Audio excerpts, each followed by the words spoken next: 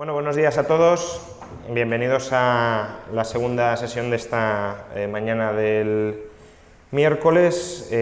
Después de José Ignacio, vamos a hablar sobre un tema que, bueno, lleva varios años de bastante actualidad. Lo vamos a acotar a un asunto más específico, que es la desigualdad y su relación con el crecimiento económico.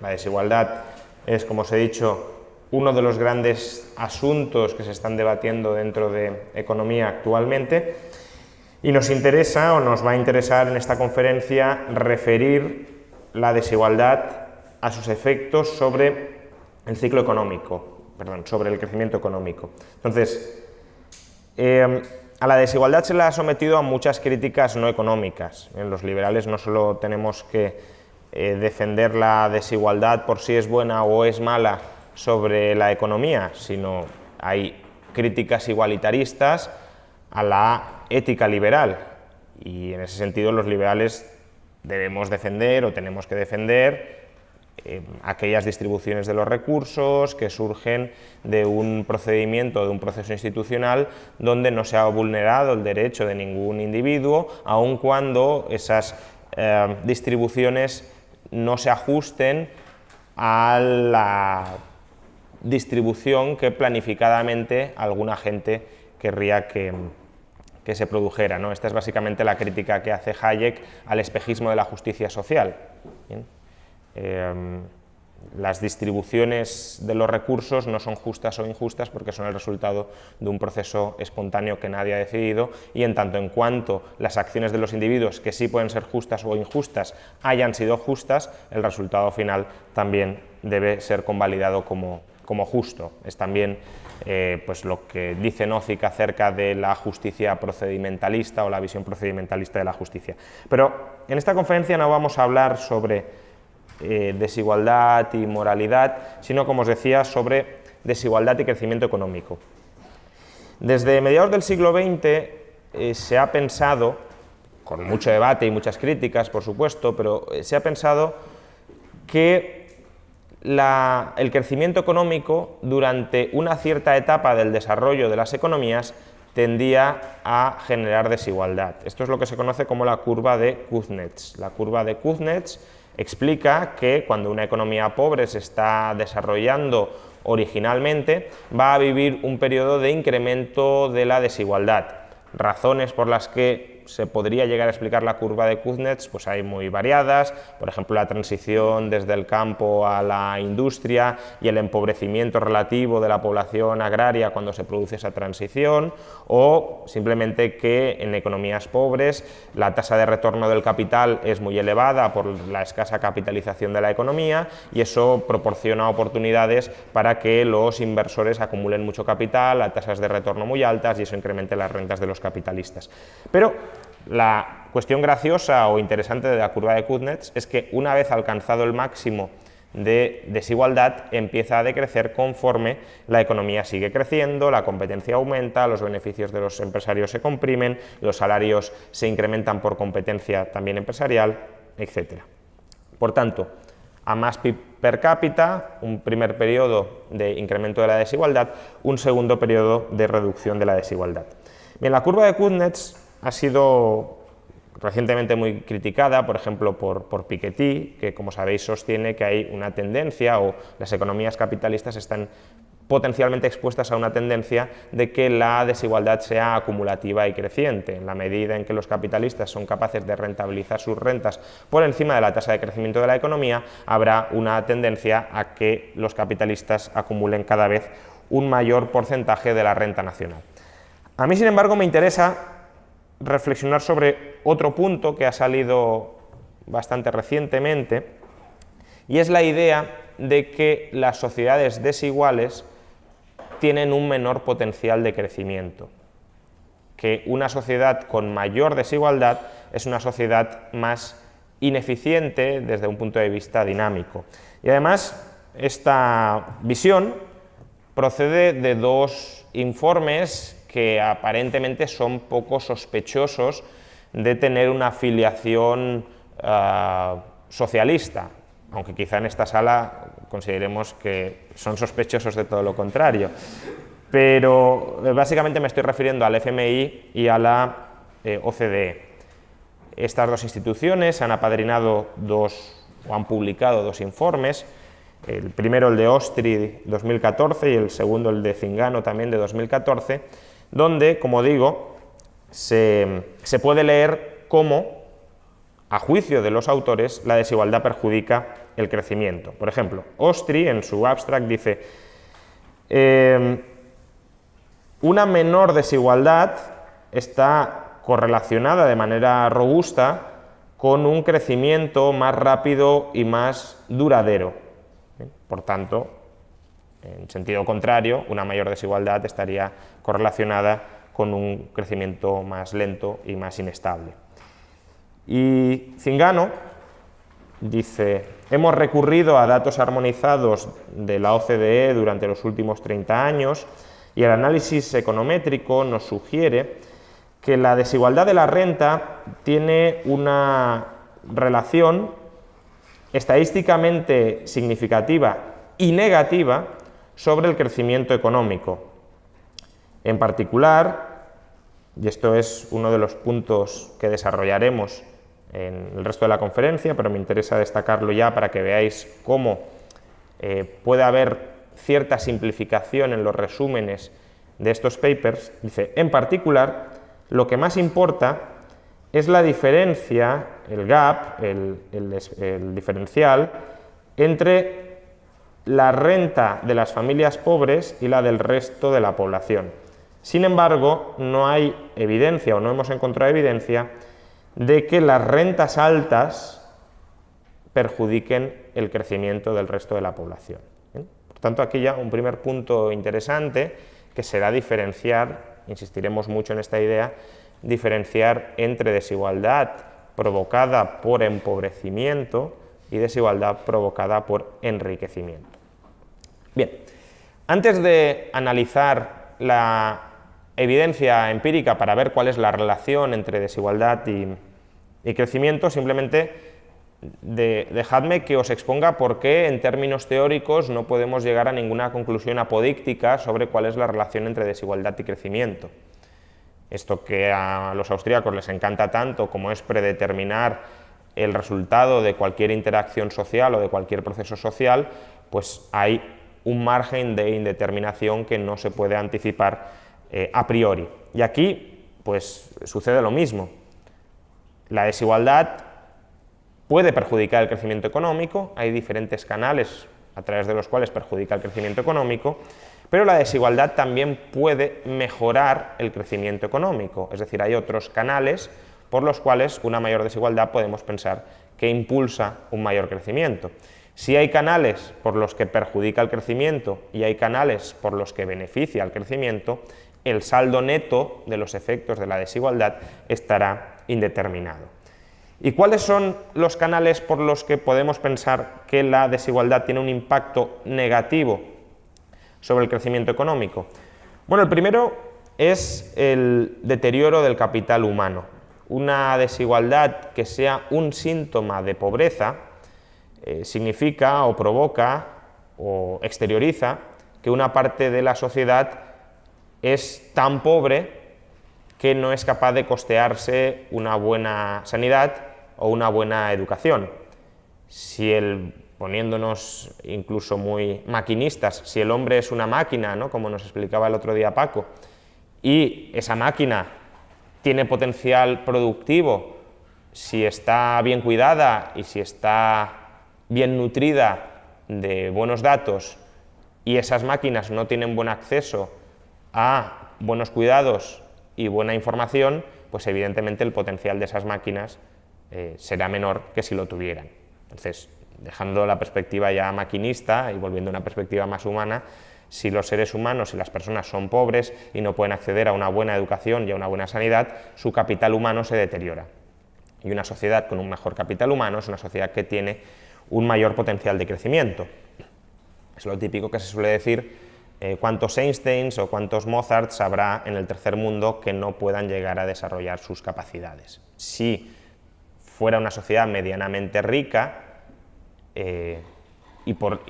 y sobre todo si esas capas de la población tan empobrecidas tuvieran cierta renta, lo cual se podría exteriorizar en una mayor igualdad, en un menor diferencial entre rentas, pues esa parte de la población podría acceder a buena educación, buena sanidad y por tanto desarrollar todas sus capacidades productivas. La segunda posible vía por la cual la desigualdad puede afectar negativamente al crecimiento económico es la inestabilidad financiera.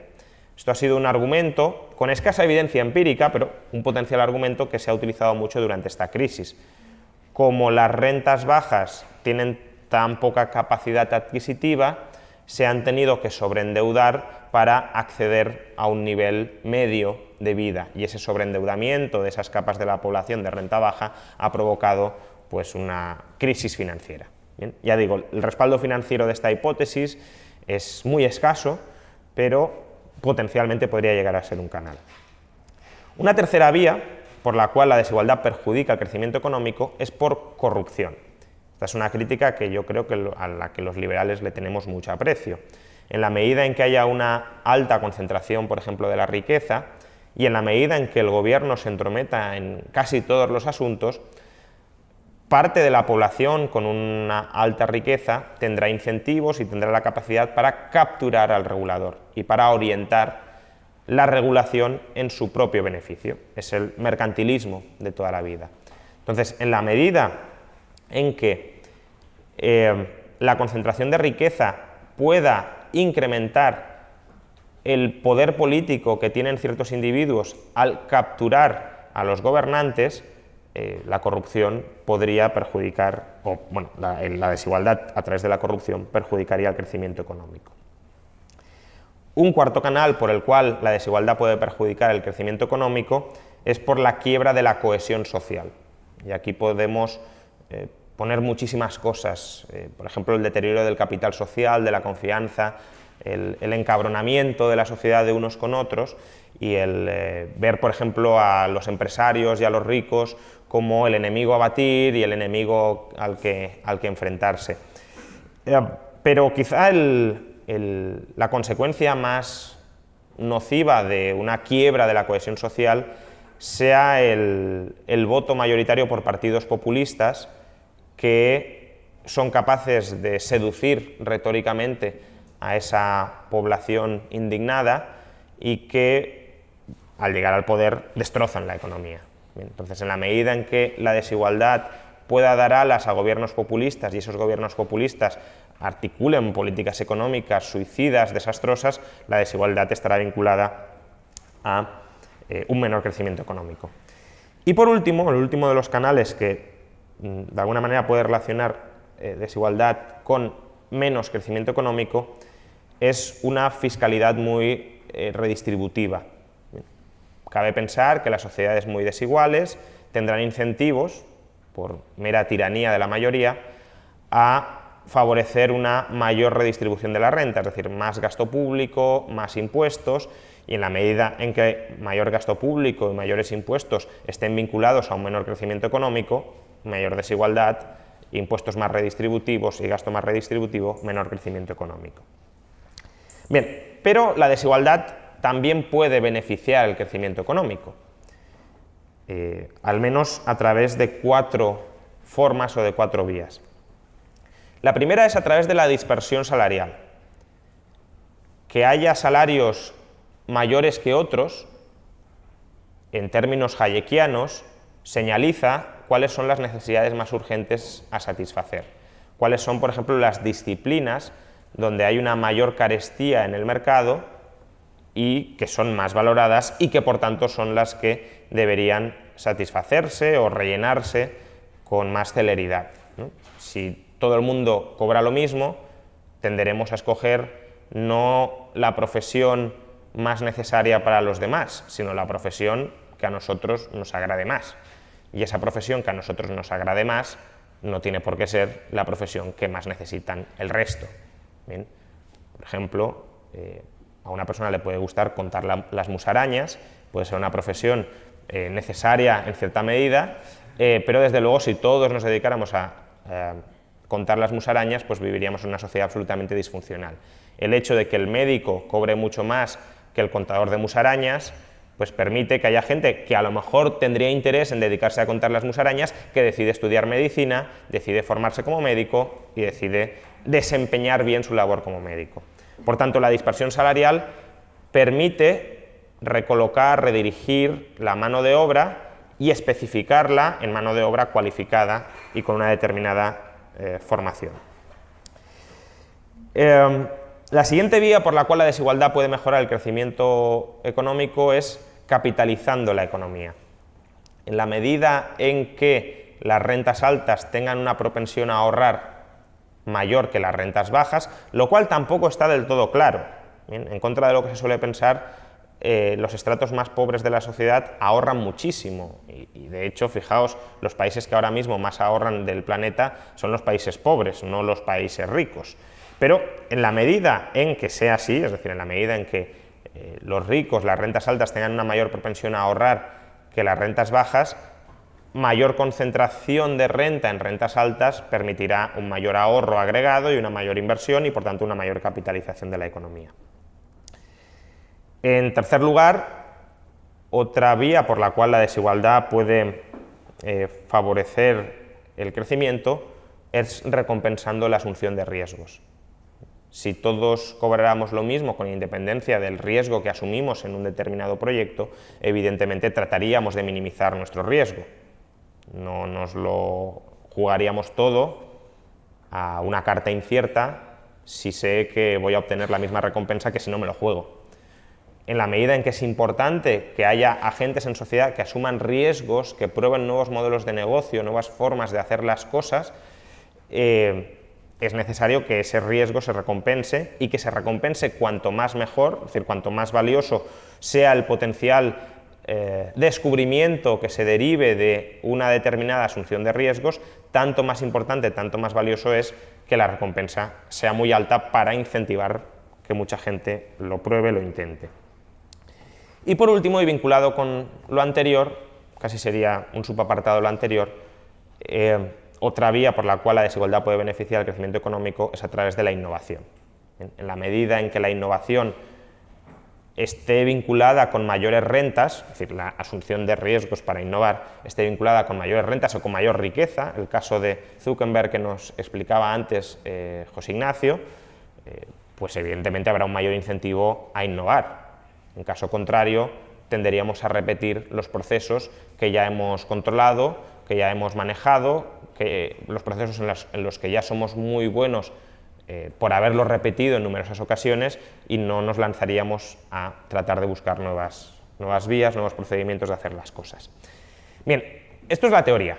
Hemos visto que la desigualdad tanto puede perjudicar como puede beneficiar. Pero la teoría no nos salda el debate. En la teoría no podemos saber si la desigualdad en general es beneficiosa o es perjudicial. ¿Qué se hace cuando la teoría no concluye o no es conclusiva? Pues acudir a la evidencia empírica, que efectivamente es falible, puede ser engañosa, puede contener sesgos, problemas, pero es la mejor aproximación que tenemos para tratar de comprender la realidad a partir de un determinado marco teórico. Entonces, ¿qué nos dice la evidencia empírica? Bueno, como podréis entender, papers, ensayos, artículos sometidos a revisión por pares sobre la relación entre desigualdad y crecimiento se han publicado muchísimos. Si tuviéramos que ir analizando uno a uno, pues necesitaríamos toda la jornada de hoy o más allá. Entonces, cuando hay muchísimos papers sobre una determinada cuestión, es interesante acudir a un metaanálisis o a una metarrevisión de esos papers, es decir, un paper que se ha dedicado a estudiar todos y cada uno de los que se han publicado y que intenta extraer una especie de consenso medio sobre la evidencia, toda la evidencia que se ha publicado. Entonces, uno de los últimos metaanálisis publicados es el de Neves y otros autores del año 2016, y os voy a leer cuál es la conclusión preliminar de este paper, conclusión que ahora de inmediato voy a matizar, pero para que veáis cómo lo que algunos dan por hecho de que por necesidad la desigualdad perjudica al crecimiento económico de una manera importante, pues es una conclusión que habría que someter a mucho más escrutinio. Dicen los autores: el impacto medio de la desigualdad sobre el crecimiento, ya digo, esto es la revisión de toda la literatura, el impacto medio de la desigualdad sobre el crecimiento es negativo y estadísticamente significativo, pero no económicamente relevante. Un efecto de 0,014% implica que un incremento sustancial de la desigualdad de 10 puntos porcentuales en el coeficiente de Gini reduce el crecimiento medio anual entre un 0,11% o un 0,14%. Básicamente lo que han encontrado estos autores como media es que por cada punto de Gini que aumenta la desigualdad, el crecimiento económico se reduce un 0,011% o un 0,014%. Y los propios autores dicen que esto es irrelevante. Un aumento de 10 puntos en el índice de Gini de desigualdad es una absoluta barbaridad. En el caso de España, por ejemplo, durante la crisis, tanto que se ha hablado de aumentos de la desigualdad, habrá aumentado en torno a 2-3 puntos el índice de Gini. Imagínate un incremento de 10 puntos en un país occidental, es algo nunca visto. Pero es que con 10 puntos el crecimiento se reduciría un 0,1% al año. Por tanto, lo que están diciendo estos autores es que esto no tiene ninguna relevancia económica. Bien, ¿cuál es el problema de esta primera conclusión? El primer problema es que todas las publicaciones que se han ido haciendo sobre desigualdad y crecimiento, según Neves y sus coautores, están sometidas a sesgos de publicación. Sesgos de publicación es que, pues si un tema está de moda, por ejemplo, se tienden a publicar más artículos, más papers sobre ese asunto. Aunque los resultados quizás estén un poco forzados o no sean equiparables con otros que se han publicado, etc. ¿Bien? Entonces, lo que intentan hacer Neves y sus coautores es limpiar este resultado medio de sesgos de publicación. ¿Bien? Y el segundo problema es que si, como hemos visto, la desigualdad afecta por distintos canales al crecimiento económico, un resultado medio tampoco nos dice mucho, porque podría ser que ciertos tipos de desigualdad tuvieran un impacto muy grande sobre el crecimiento económico, en términos negativos, otros tuvieran un impacto sobre el crecimiento económico muy positivo, la desigualdad tuviera un impacto económico, un impacto sobre el crecimiento muy positivo, y que la media de ambos fuera no económicamente relevante.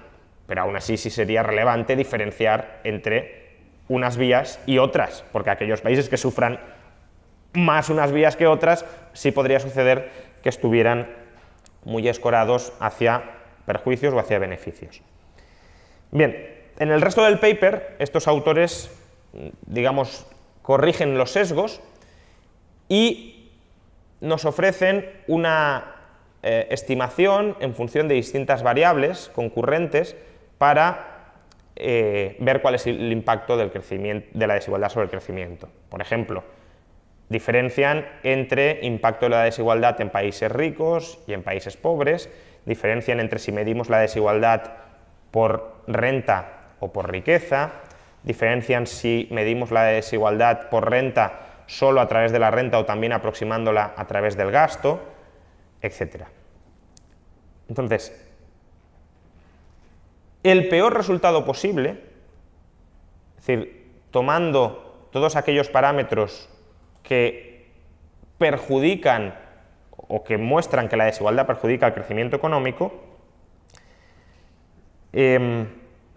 habría que decir, o nos llevaría a la conclusión, de que la desigualdad en los países desarrollados tendría un impacto sobre el crecimiento de entre menos 0,047 y más 0,0063. Bien, esa es, digamos, la horquilla entre lo peor y lo mejor. Bien, fijaos cómo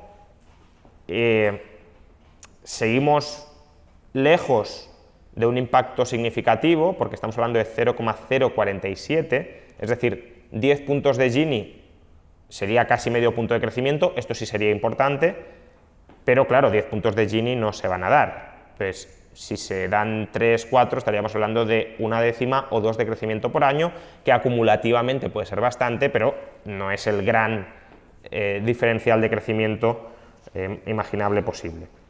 Y entre los países subdesarrollados, este crecimiento negativo máximo o positivo máximo oscila entre menos 0,05, algo más que en los países desarrollados, y más 0,0025. Por tanto, resultados bastante parecidos. Si cogiéramos estimaciones razonables, es decir, midiendo, por ejemplo, la desigualdad de la renta, no de la riqueza, no olvidemos que el paper del FMI y de la OCDE mide desigualdad de renta, no de riqueza, aproximando además también la desigualdad por el gasto, etcétera, llegamos a unos resultados, ya digo, que yo creo que son razonables incluso para los propios autores del metaanálisis, de que el impacto de la desigualdad, ya limpio de sesgos y ya, digamos, orientado por ciertos canales, es de menos 0,013 en los países desarrollados y menos 0,017 en los países en vías de desarrollo. Por tanto, estamos prácticamente en esas cifras que antes de limpiarlas, los propios autores decían que no tenían ninguna relevancia económica. ¿Bien? Por tanto, esta es la metarrevisión de toda la literatura sobre crecimiento y desigualdad que se ha publicado hasta el año 2016. Y lo que están diciendo es que bajo escenarios razonables, la desigualdad es irrelevante sobre el crecimiento económico. Pero evidentemente esto lo podemos mejorar o podemos perfilar un poco más el análisis. Y es que, como os decía al principio, la desigualdad tiene efectos asimétricos sobre el crecimiento. No es lo mismo un tipo de desigualdad que otro tipo de desigualdad. Entonces, si revisamos los últimos papers que se han publicado al respecto, llegaremos a 3 conclusiones. La primera es que la desigualdad de renta sí perjudica el crecimiento en los países más pobres. Bien. Kolev y Noyes, en un artículo de 2016, cogen los datos del artículo de la OCDE que encontraba una relación negativa entre desigualdad y crecimiento en países ricos, los replican con métodos econométricos más robustos, básicamente tienen en cuenta las peculiaridades de cada país, y el resultado al que llegan es que en los países ricos más desigualdad es más crecimiento económico. Es decir, cogiendo los mismos datos que la OCDE, que encontraba que en países ricos más desigualdad era menos crecimiento económico, estos autores encuentran que más desigualdad es más crecimiento económico en los países ricos. ¿A qué se debe el sesgo? ¿Por qué un informe encontraba una cosa y el otro la contraria? Pues básicamente especulan Kolev y Noyes por el efecto de los países excomunistas. Los países excomunistas son países con una alta igualdad de la renta y que precisamente por su enorme pobreza están experimentando ahora tasas de crecimiento económico muy altas. Con lo cual, si tú no corriges el test econométrico por la peculiaridad de cada país, lo que te sale es que países con muy poca desigualdad crecen mucho, cuando no crecen mucho porque sean muy iguales, sino porque son muy pobres y, por tanto, ese es un sesgo que hay que corregir. Y a su vez, Kolev y Noyes también encuentran, ampliando su base de datos y replicando el mismo método por el que han descubierto que en los países ricos más desigualdad es más crecimiento, que en los países pobres más desigualdad sí perjudica el crecimiento económico. Bien, por tanto, aquí ya tenemos una primera diferenciación. La desigualdad en los países ricos debe preocuparnos muy relativamente, incluso podríamos decir que es positiva, aunque no penséis que es extraordinariamente positiva, no lo es, pero si algo tiene son efectos positivos, pero en los países pobres sí nos tiene que preocupar, sobre todo si lo ponemos en relación con lo que ahora voy a comentar. Y es que no es lo mismo desigualdad generada por empobrecimiento que desigualdad generada por enriquecimiento. Wojciechowski, en un artículo de 2005, analiza en países ricos, ya no en países pobres, sino en países ricos, cuál es el efecto de la desigualdad sobre el crecimiento. Y lo que concluye es que cuando la desigualdad se debe a una caída de la renta en los percentiles más bajos de la distribución de la renta, es decir, un empobrecimiento de esos percentiles, sí hay un perjuicio al crecimiento económico. En cambio, cuando la desigualdad se debe a una mayor concentración de renta en los percentiles más altos de la distribución de la renta, no hay ningún perjuicio sobre el crecimiento económico. Bien. Por tanto, este análisis también lo podemos trasladar a los países pobres. En los países pobres será especialmente dañina la desigualdad derivada de la alta pobreza de los estratos más pobres de los países pobres, porque son ellos los que no tienen prácticamente ningún acceso o casi ningún acceso a una cierta educación, a una cierta sanidad y por tanto cuyo capital humano tiende a deteriorarse exageradamente. Y por último, un artículo de 2013 de Bakshi y Svejnar, estos dos autores lo que encuentran es que es verdad que una mayor concentración de riqueza, una mayor desigualdad de riqueza perjudica el crecimiento económico, pero cuando controlan por riqueza obtenida por conexiones políticas, lo que descubren es que solo la riqueza que se debe a conexiones políticas tiene un impacto negativo sobre el crecimiento económico. La riqueza que no se debe a conexiones políticas no tiene efecto negativo sobre el crecimiento económico. Por tanto, es verdad que la desigualdad de riqueza perjudica el crecimiento, pero lo perjudica cuando surge de políticas mercantilistas. En definitiva, ¿qué podemos decir de toda la literatura al respecto o sobre desigualdad y crecimiento? Esa literatura que, a raíz de dos informes, el de la OCDE y el del FMI, algunos han pretendido convertir en el nuevo consenso económico sobre que la desigualdad siempre perjudica el crecimiento económico. Bueno, la primera conclusión es que no existe una evidencia muy sólida en una dirección o en otra. Es decir, cuando queremos saber el efecto medio de la desigualdad sobre el crecimiento, no hay consenso. Y os voy a leer algunos extractos de algunos de los últimos papers que se han publicado sobre el tema, para que veáis que es un tema muchísimo más abierto de lo que algunos pretenden hacernos creer. Por ejemplo, Herzer y Vollmer, en Inequality and Growth, Evidence from Panel Cointegration, dicen: si algo podemos extraer de la literatura existente es el hecho de que no existe consenso acerca de la cuestión de si la desigualdad afecta al crecimiento de manera positiva, negativa o de alguna forma en general. A su vez, Classen y otros autores, en un paper Inequality, Worldwide Trends and Current Debates, dice: la literatura empírica sobre la relación entre desigualdad y crecimiento es grande, pero no existe consenso sobre la cuestión de si afecta al crecimiento económico. Un paper muy interesante, al que ahora en breve me volveré a referir, de Castells y Royuela, Tracking Positive and Negative Effects of Inequality on Long Run Growth, concluye lo siguiente: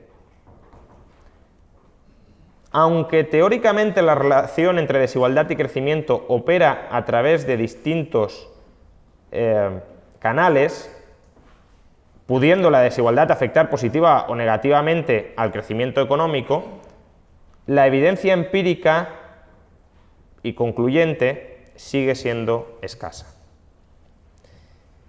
Pero es que incluso el paper de la OCDE de Zingano, al que me refería al principio para defender que la desigualdad afectaba negativamente al crecimiento económico, fijaos que dice: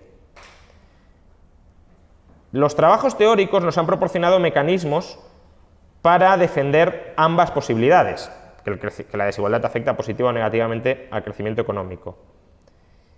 Y la amplia literatura empírica que ha intentado discriminar entre estos canales, estos mecanismos, es en gran medida no concluyente. ¿Bien? Por tanto, la primera conclusión es que cuando os digan que está demostrado que la desigualdad afecta negativamente al crecimiento económico, es falso. No existe consenso al respecto. Ahora bien, sí hemos visto que hay ciertos aparentes consensos sobre los canales por los cuales la desigualdad afecta positiva o negativamente al crecimiento económico. Y en concreto, ¿cuáles son los tres mecanismos básicos por los que la desigualdad afecta negativamente al crecimiento económico? El primero, por pobreza. Y los liberales siempre hemos dicho que la pobreza nos preocupa. Y la pobreza sí es algo que pensamos mucho acerca de cómo remediar. Y además estamos convencidos de que una economía de mercado, una economía inclusiva, una economía abierta, es la mejor forma de potenciar el crecimiento económico y que además las capas más pobres de la sociedad salgan de esa pobreza. Por tanto, que la desigualdad afecta negativamente al crecimiento económico cuando es síntoma de pobreza, vía deterioro de capital humano, bien, pero la forma de evitar esto es con más economía de mercado, para que la pobreza se reduzca lo antes posible y la sinergia pase a ser positiva. La segunda vía por la que la desigualdad puede afectar negativamente al crecimiento económico es si existen ineficiencias en los mercados. ¿Bien? Por ejemplo, un mercado de crédito poco desarrollado que impida que personas que hoy son pobres pero que mañana verán su renta incrementar puedan acceder hoy a buena educación y sanidad porque no se pueden endeudar para financiársela. ¿Bien?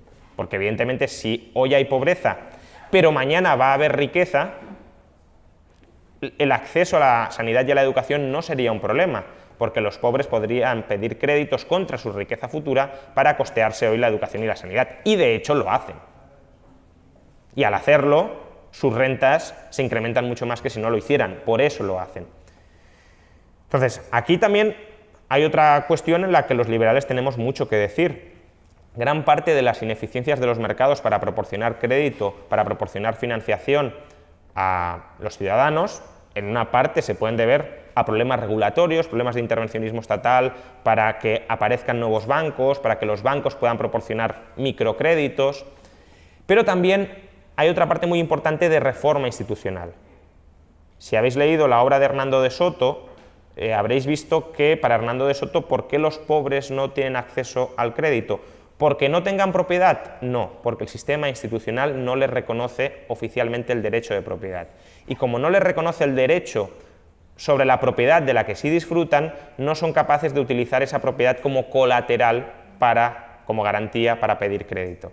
Por tanto, especialmente en los países pobres, hay otra vía de reforma institucional, de reconocimiento de derechos de propiedad a los ciudadanos más pobres para que sean capaces de acceder a los mercados financieros y la pobreza transitoria que están experimentando no repercuta negativamente sobre su capital humano. Y por último, otra vía por la que hemos visto que la desigualdad afecta negativamente al crecimiento económico es el rent seeking, la caza de rentas, la riqueza que se debe no al proceso de mercado, sino al proceso político, al mercadeo político. Y esto es otro tema que los liberales denunciamos continuamente. Por tanto, las tres vías por las cuales la desigualdad puede afectar negativamente al crecimiento económico y en las cuales hay un cierto respaldo amplio de la literatura, son 3 vías donde los liberales tenemos mucho que decir. Y son 3 vías que las propuestas liberales solucionan, vía mayor crecimiento económico, vía institucionalización del derecho de propiedad y vía reducción de la arbitrariedad del poder político para repartir favores. Bien, esa es la segunda. La primera es que no hay un amplio consenso ni a favor ni en contra en términos generales. El segundo es que el cierto consenso que existe sobre efectos negativos de la desigualdad sobre el crecimiento, las propuestas liberales encajan como un guante para remediarlos. Y la tercera es que la desigualdad, como hemos visto, también tiene efectos positivos sobre el crecimiento económico. Y en este sentido, dejadme que os lea la conclusión de un paper que os he citado antes, de Castells y Royuela, porque creo que resume perfectamente el asunto. Cuando la desigualdad está asociada con la inestabilidad política y la revuelta social, el rent-seeking y las políticas distorsionadoras, la poca capacidad para invertir en capital humano o una economía interna estancada, entonces muy probablemente la desigualdad daña el crecimiento económico a largo plazo. En estos casos, cabe esperar que mejorar la distribución de la renta impulse el crecimiento económico a largo plazo, sobre todo en países subdesarrollados, donde los niveles de desigualdad suelen ser muy altos.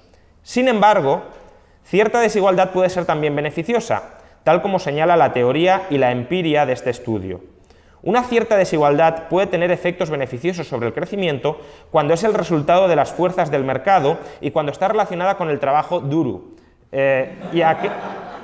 y aquellos incentivos que impulsan el crecimiento, como la asunción de riesgos, la innovación, la inversión en capital y las economías de aglomeración. Por tanto, esto es parte de un cierto consenso económico, que el trabajo duro, el ahorro, la asunción de riesgos, la innovación, las economías de aglomeración, aunque generen desigualdad, esa desigualdad es positiva para el crecimiento. Y por tanto, y para concluir,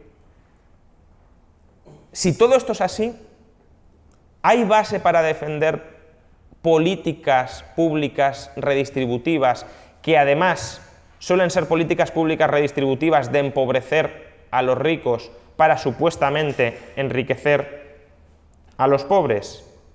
Pues diría que claramente no, porque incluso en el mejor de los casos estaríamos ganando, ya digo, supuestamente crecimiento económico por el lado de mejorar la situación de los pobres, pero lo estaríamos perdiendo por el lado de perjudicar o empobrecer a los ricos. Recordad que la desigualdad que se debe por aumento de rentas altas no perjudica el crecimiento, sino que incluso lo beneficia. La desigualdad que se debe al empobrecimiento de rentas bajas sí perjudica al crecimiento.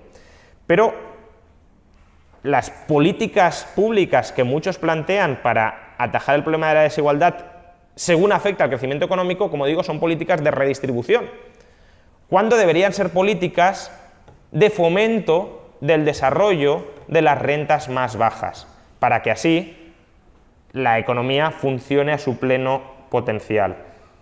¿Y qué reformas podrían ser estas que redujeran la desigualdad de la pobreza de las rentas bajas y por tanto incrementaran probablemente la igualdad sin empobrecer a las rentas altas? Pues 3, muy rápidamente, en parte ya las he mencionado. Primero, liberalizaciones que mejoren la inclusividad del crecimiento económico. Por ejemplo, en España, como sabéis, la desigualdad o el aumento de la desigualdad se debe fundamentalmente a la destrucción de empleo y se debe además a la temporalidad del empleo, es decir, a que 1/3 de la población activa o está en paro o está alternando contratos basura. ¿Y esto por qué es así? Es así por la legislación laboral. Por tanto, una reforma laboral que liberalice el mercado tenderá a permitir que un mayor porcentaje de la población activa se incorpore establemente en el mercado laboral y por tanto sus rentas se incrementarán. Y por esa vía se reducirá la desigualdad de una manera que beneficie el crecimiento económico.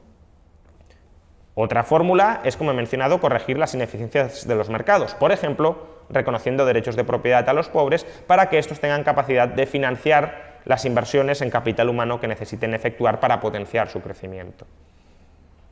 Y por último, Y claro está, luchar contra el rent-seeking, luchar contra el mercantilismo, luchar contra el acaparamiento de riqueza fruto del proceso político, que, como sabemos, también perjudica el crecimiento económico. Si os fijáis, ninguna de estas tres fórmulas, ninguna de estas tres vías, ninguna de estas tres políticas típicamente liberales, que son las que sí se dirigen al núcleo del problema, que es la pobreza de los más pobres y la desigualdad, que en todo caso exterioriza ese estancamiento en la pobreza de los más pobres, ninguna de estas tres políticas tan importantes pasa en absoluto por nada que ver con la redistribución de la renta. Y no es que la redistribución sea algo a evitar por temas morales, que también, es algo a evitar también por temas económicos, porque, repito, una vez más, hemos visto que gravar a las rentas altas perjudica el crecimiento económico. Y por tanto, si no queremos perjudicar el crecimiento económico, que en última instancia redunda sobre el bienestar de los más pobres, porque el crecimiento se traslada prácticamente de manera proporcional a las rentas más bajas, lo que tenemos que hacer es permitir que las rentas bajas salgan de la trampa de pobreza que les impide desarrollarse humanamente, económicamente, para potenciar el crecimiento económico de esa sociedad. Muchas gracias.